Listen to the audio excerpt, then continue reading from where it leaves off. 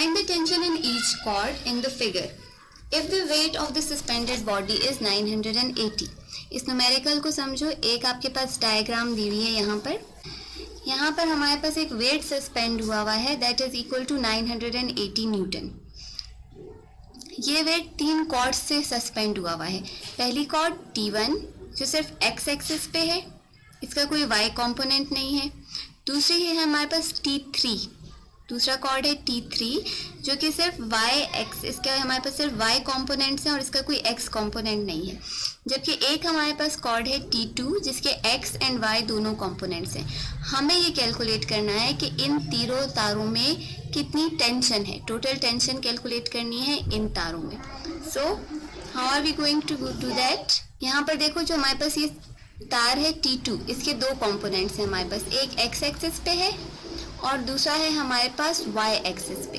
This one is Fx या इसको हम कह सकते हैं T2x और यहाँ पर ये जो इसका कंपोनेंट है दैट इज T2y.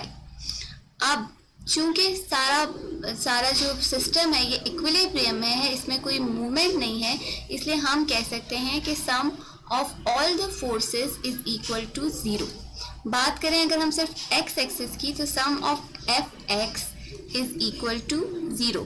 अब x एक्सिस पे हमारे पास क्या क्या है? एक हमारे पास अगर हम x एक्सिस की बात करते हैं तो हमारे पास ये कॉर्ड है T1 जो रिप्रेजेंट कर रहा है x एक्सिस को और T2x रिप्रेजेंट कर रहा है x एक्सिस को.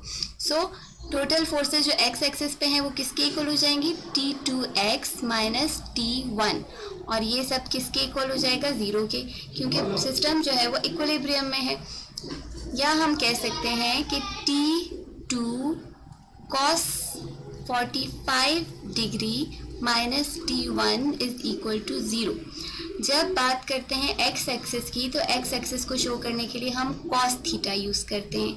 यहाँ पर x एक्सिस है इसलिए हम कहेंगे T2 cos 45 degree minus T1 is equal to 0.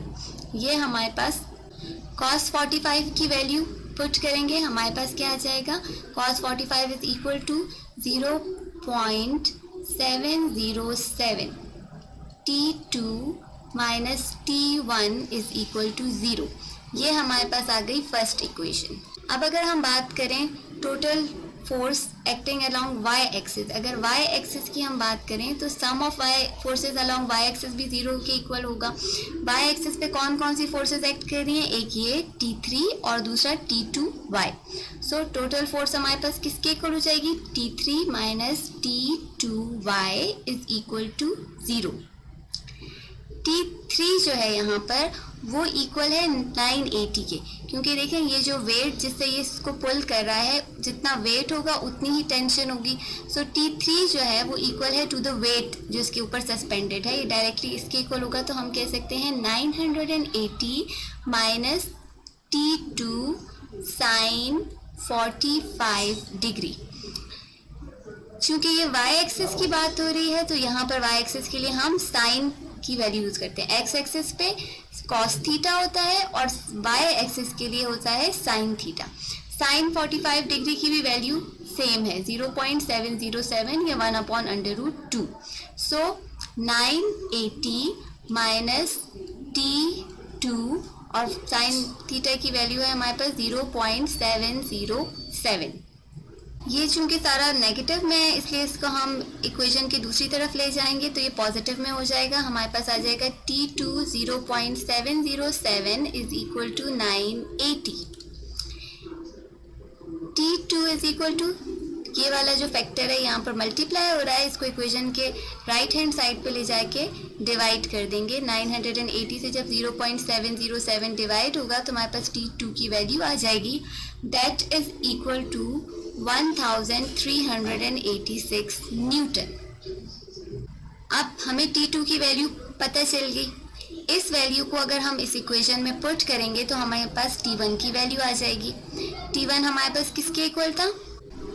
0.707. T2 minus T1 is equal to 0 multiplied by T2 की वैल्यू कितनी है? 1386 minus T1 is equal to 0. इन दोनों वैल्यूज़ को हम मल्टीप्लाई करेंगे तो हमारे पास T1 की वैल्यू आ जाएगी 980 newton is equal to T 1। ठीक है, T1 को आप इस तरफ लेकर गए इक्वेशन के तो ये पॉजिटिव हो जाएगा, इन दोनों नंबर्स को मल्टीप्लाई करेंगे तो आपके पास T1 की वैल्यू T3 जो है वो इक्वल है टू 980 न्यूटन, क्योंकि जितना वेट नीचे की तरफ होता है इक्विलिब्रियम में उतनी ही टेंशन तार में होती है। सो इस कॉर्ड में टेंशन जो है वो इक्वल होगी to the weight suspended by this cord. First tension 980, second 1386 Newton and third 980 newtons.